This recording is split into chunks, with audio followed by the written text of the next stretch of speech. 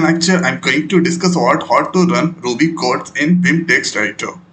So first here, let's open their command prompt. And if I write there Ruby minus minus version, then you can see Ruby 3.23 version that already installed. So first you need to download and install the Ruby. The next is let's open their Vim text editor. So this is the Vim text editor is there. Now the next is they're going to write the code. Press I, then this is insert mode, that's enable.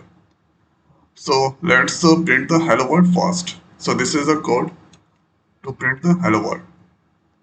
Press right click then paste there. And after that to save, we need to paste here ESC, then colon w and give the file name.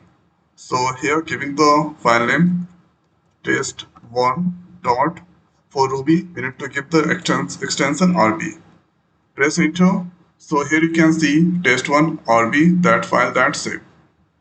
After that press colon once again, and here to run this code give colon exclamation sign, write there Ruby and give the file name test1 dot RB. Press enter. Here you can see hello world that's displaying.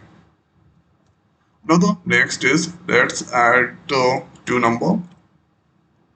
So here press I. So this insert mode that's enable. And there is let's remove this code and paste this add two number. Okay. So the next is here press ESC, then here we need to click save with saving with other names. So we need to use here save as.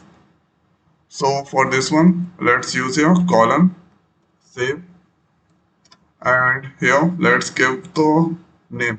So here giving addition dot RB. Press enter, and thereafter here let's use here colon, then this place going to run this code. So we need to give here colon exclamation sign, that's right here addition dot RB. Press enter. So here you can see according to given code sum 30 that's displaying. So 10 20 the sum is 30 that's displaying. So this is how we can run Ruby codes in Vim text editor. So I hope guys this video is helpful for you. So now this video is over. So thanks for watching. See you next video. Thank you.